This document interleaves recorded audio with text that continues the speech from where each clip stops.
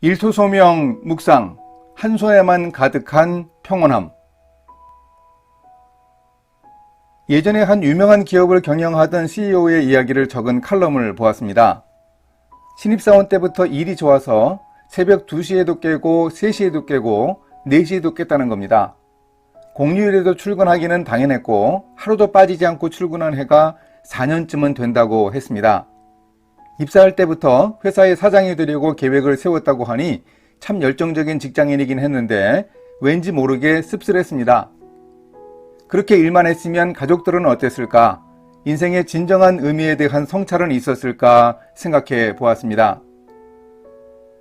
오늘 말씀은 전도서 4장 6절에서 8절입니다. 두 손에 가득하고 수고하며 바람을 잡는 것보다 한 손에만 가득하고 평온함이 더 나으니라. 내가 또다시 해 아래에서 헛된 것을 보았도다. 어떤 사람은 아들도 없고 형제도 없이 홀로 있으나 그의 모든 수고에는 끝이 없도다. 또 비록 그의 눈은 부요를 족하게 여기지 아니하면서 이르기를 내가 누구를 위하여는 이같이 수고하고 나를 위하여는 행복을 누리지 못하게 하는가 하여도 이것도 헛되어 불행한 노고로다.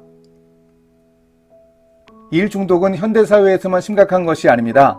솔로몬 왕이 살던 3000년 전에도 그랬습니다. 끊임없는 일 때문에 고통받는 사람들을 보면서 솔로몬은 그 모든 것이 헛되다고 탄식했습니다. 전도자가 말하는 어떤 사람은 가족도 안중에 없고 끝없이 수고하며 일합니다. 그의 눈에는 충분한 것이 없습니다. 그리고 자신도 행복하지 않았습니다. 이렇게 일 중독은 삶의 의미를 빼앗아갑니다. 수고하기만 하는 그 사람에게는 안식이 없습니다. 안식이 일의 의미를 회복하게 합니다. 하나님은 하나님이 창조하시던 모든 일에서 손을 떼고 쉬셨습니다. 하나님이 쉴 필요가 있었기 때문이 아니라 세상을 창조하신 일의 완성으로서 안식을 인류에게 선물하셨습니다.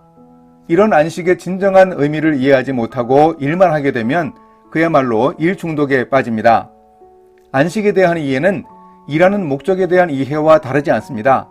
하나님은 10계명의 4번째 계명에서 안식일에는 일을 하지 말고 쉬라고 하셨습니다.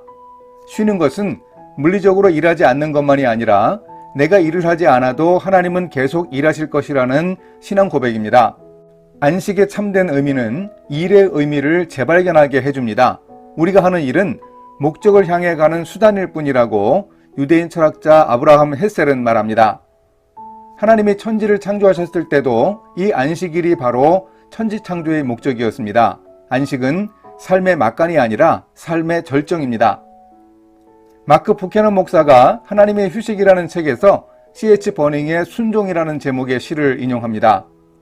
폭풍우가 몰아치는 주일 아침에 다 익은 귀리를 거두어들이지 않고 예배에 참석한 부모님의 결정은 옳은 것인가 아니면 잘못된 것인가 질문합니다. 수확량이 5분의 1로 줄더라도 예배를 드리기 위해서 수확을 포기하는 결정을 한 아버지와 어머니는 손해는 봤지만 결국 마음의 안식과 평안을 얻었습니다. 참다운 안식의 의미는 바로 순종에 있음을 보여줍니다. 시의 끝부분에 이런 대목이 있습니다. 저녁을 먹은 후 아버지는 하나님께서 우리를 시험하셨고 그 시험을 이겨내어 기쁘다고 말했다. 어머니는 찬송가가 오늘 아침처럼 감동적이었던 적은 없었다고 말했다. 나조차도 귀리를 거두어 드렸더라면 지금쯤 얼마나 심한 죄책감을 느끼게 되었을까라고 생각했다. 참된 평안의 비결을 보여주는 말씀이 떠오릅니다. 6절이죠. 두 손에 가득하고 수고하며 바람을 잡는 것보다 한 손에만 가득하고 평온함이 더 나으니라. 이렇게 실천하겠습니다. 제가 하는 일 그 자체가 목적이 아님을 기억하겠습니다.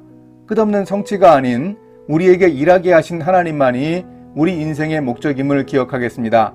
진정한 성공의 의미를 늘 되새기면서 일의 계획만이 아니라 안식의 계획도 잘 수립하겠습니다. 함께 기도하십니다. 세상을 창조하시고 안식하신 하나님, 하나님이 주신 부요를 눈에 족하게 여기지 않으면서 목적 없는 인생을 살지 않게 도와주소서. 한 손에만 채우는 자가 누리는 샬롬을 추구할 수 있도록 인도해 주소서.